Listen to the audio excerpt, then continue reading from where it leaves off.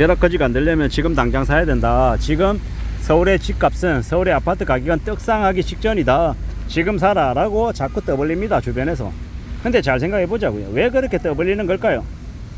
냉정하게 얘기하면 자기들이 떠넘기고 빠져나가려고 하는 속셈입니다. 잘 팔리고 집값이 오를 것 같으면 뭐라 그럽니까? 그냥 지고 가만히 있죠. 티내지 않죠. 왜? 더 오를 거니까. 앞으로 5억 10억 더 오를 건데 지금 판다고요? 그런 사람이 어디 있습니까? 그런 사람 없습니다. 예를 들어 제가 만약에 20억짜리 집을 가지고 있어요.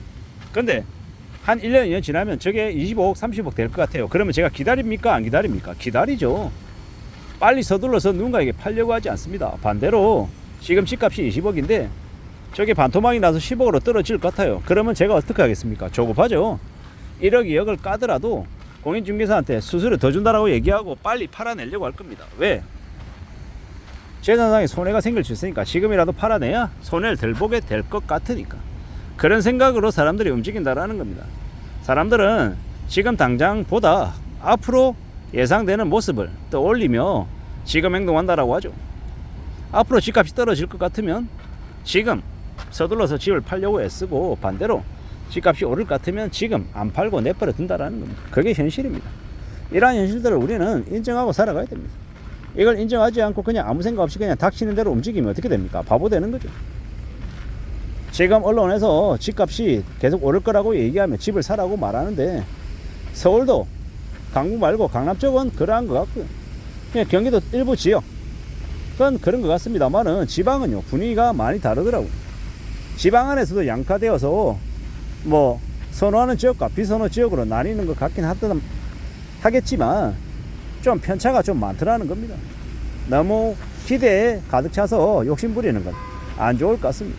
냉정하게 좀 내다볼 필요가 있는 것 같다라고 생각하는 거죠.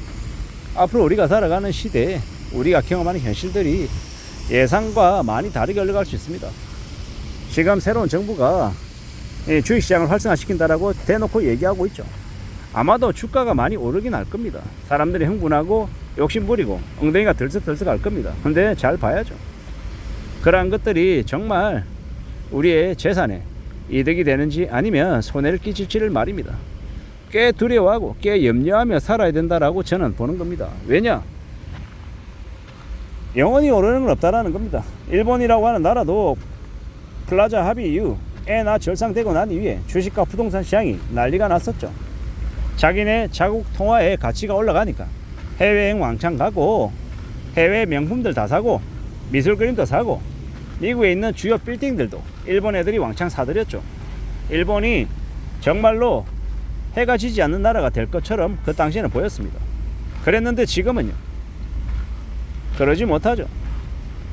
엄청난 그 경제 불황, 장기 불황을 일본이 지나왔죠. 한국은 앞으로 이제 그런 불황을 겪게 될 것이고 말입니다. 그래서 더 두려워하고 더 염려하고 더 고민하며 지내야 되겠죠. 잘 생각해 볼 필요가 있다라는 겁니다. 냉정하게 따져봐야겠죠. 무엇이 되었건 간에 냉정하게 살펴보고 현실을 좀 궁리하며 지내는 게 좋을 것 같습니다. 그러려면 어떻게 해야 되겠습니까? 좀 더 두고 봐야죠. 좀 더 살펴봐야겠죠. 냉정하게 여러 가지의 것들을 궁리하며 지내는 게 맞겠다라고 보는 겁니다.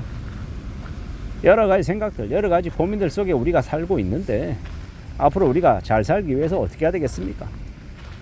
뻔하고 당연한 것들을 받아들이고요. 상식을 받아들이고 요행이나 욕심을 멀리하고 자기의 그릇 안에서 움직이며 살겠다 이러며 지내는 게 제일 현명하다라고 보는 겁니다.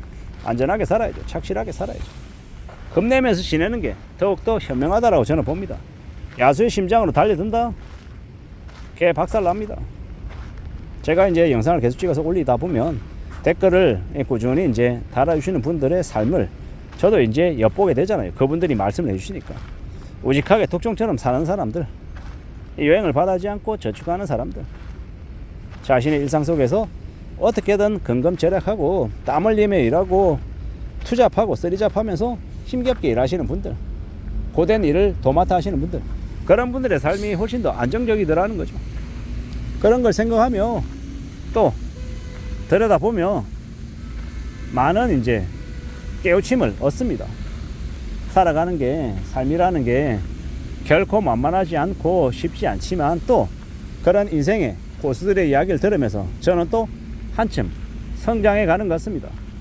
제가 어쩌면 앞으로의 저의 인생이 좀 밝아질 것 같습니다. 인생이 좀 편안해지고 좀 좋아질 것 같습니다. 왜냐고요?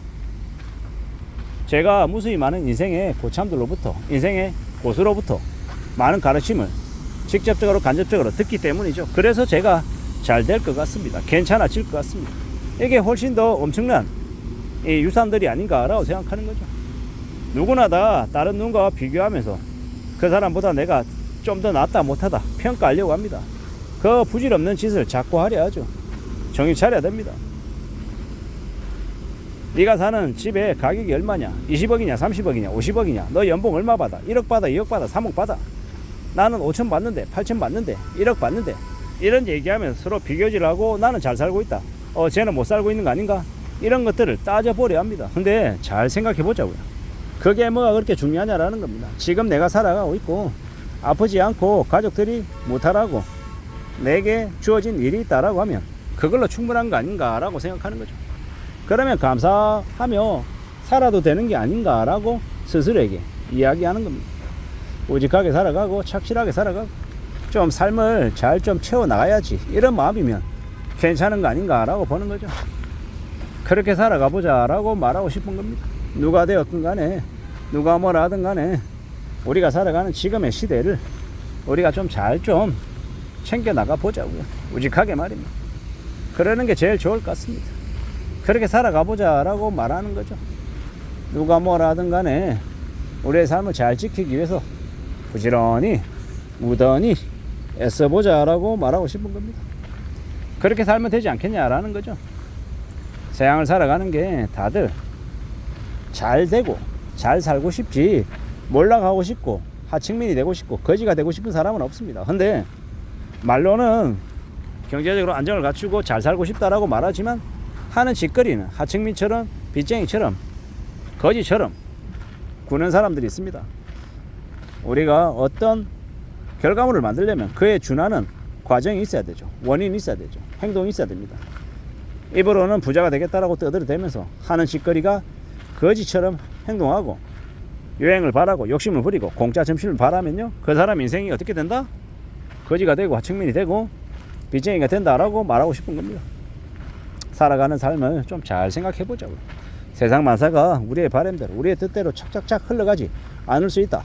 그렇기 때문에 좀 더 냉정하게 내다보고 삶을 잘 좀 채워나가 보자라고 말하고 싶은 겁니다. 어떻게든 우리가 우리의 삶을 잘 좀 다듬어 나갈 때, 그럴 때 우리의 인생이다, 우리 가족의 인생이다, 내 주변에 있는 사람들의 삶이 그래도 좀 괜찮게 흘러가지 않을까라고 보는 겁니다. 이상입니다.